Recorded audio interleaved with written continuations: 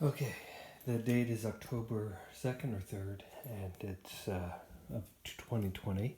And Ethan and I had a little game play today on our role playing world adventure called Intubalance, which is represented at least in part by this painting.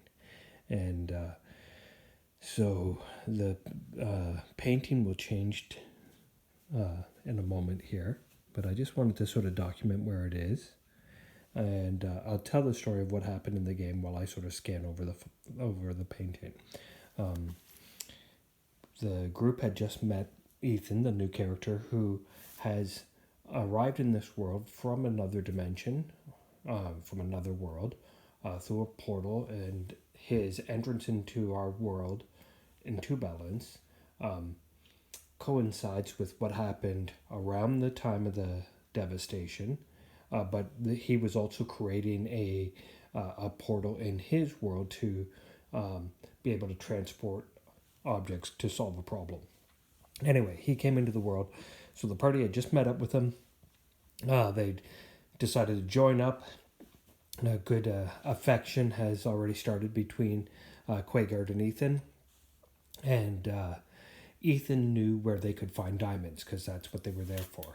We didn't know that William was looking for a very special, rare blue diamond, um, and has been for 3 years, but we knew he needed diamonds. So, anyway, Ethan suggested at the bank, they still have the vaults there, but he's never been able to get close to the vaults or close to the bank for that matter because there's always so many zombies. There are always zombie tellers behind the booths of the bank. It's missing its roof, it's missing one wall from the devastation, but the zombies don't see or notice that, and they're cool as long as you don't do anything to draw attention to the fact that they are undead.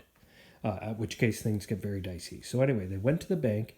They got a lot of luck rolls in a row and some wisdom rolls. And the plan they came up with was for Olivia and the others to hang out, sitting on one of the benches, acting as if they were a family coming into the bank, but she needed to sort something out a minute, so they were doing that over on the bench.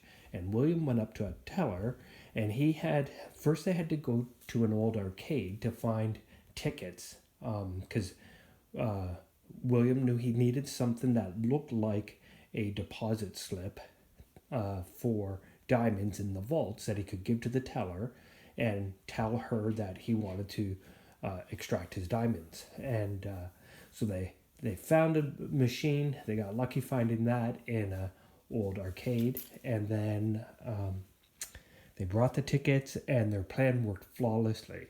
On their way out, there was a bit of a hesitation with Oliviette.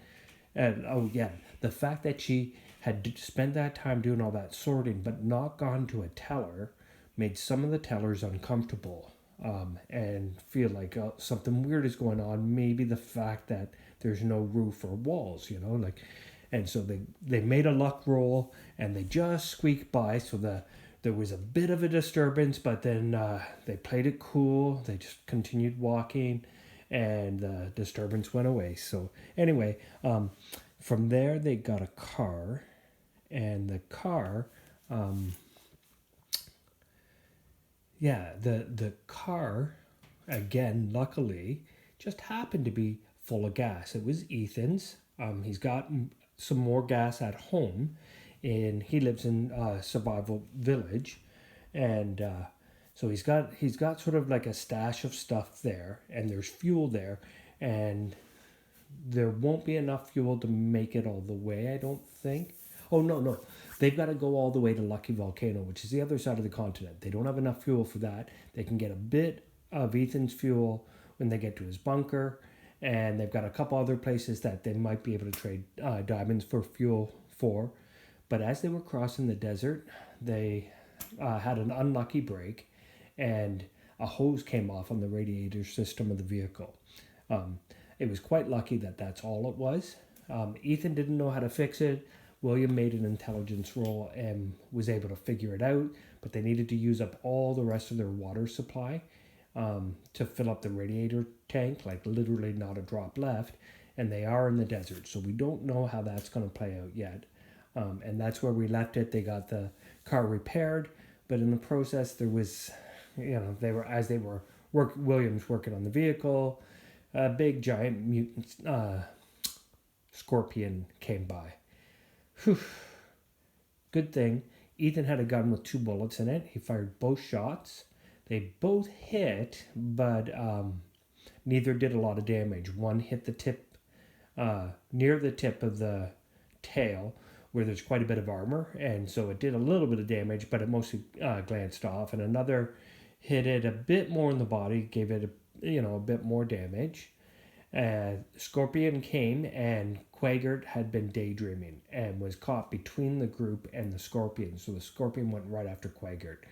What we discovered was that Quagert, is a turtle, and that's his primary defense system. Here he's standing between help and, pretty nasty bad guy. He went turtle, and the Scorpion swiped at him twice, was able to get 2 shots off, the second one while in the middle of combat, and went for the opening by its head, but hit not far from the opening. Like, it had almost got in, but it was not able to get in and do any harm at all to Quagert.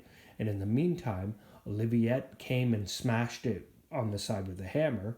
Jester tried to kick it in the face and missed.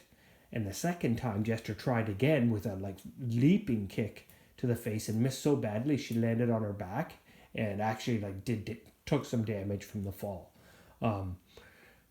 So Ethan ran into the car, grabbed some more ammo, and then he came back out, and now he had to take a risk to fire his handgun at the Scorpion because, Scorpion's in the middle of melee, and Olivia, Quagert, and Jester are all 3 there. So I told him, look, if you miss, one of the 3's getting hit. And he's like, no, I can do this shot. So he had a 75% chance of doing it. Jester was missing badly. Oliviette missed again. Ethan got out of the back seat of the car with a handful of bullets, had loaded up his gun, comes out, got a line, pulls the trigger, did 11 health points of damage. The Scorpion had exactly 11 health points left. So Scorpion down, fight's over. William, in the process of looking up from fixing the car, grabbed his staff and was going to shoot a fireball right at the beginning of the fight. And he had to make a dexterity roll just because he had been under the hood, and he grabbed it so quickly that he was looking to shoot off before the Scorpion had close distance. And I forgot he has real low dexterity, so he's really clumsy, and then he missed the dexterity roll by crazy. So William ended up falling over backwards, conking himself with a stick and not knocking himself out, but by the time he was up and even thinking about getting back in the fight was over. So anyway, that was the adventure today. This is the painting today. We'll see what it looks like tomorrow. Peace out.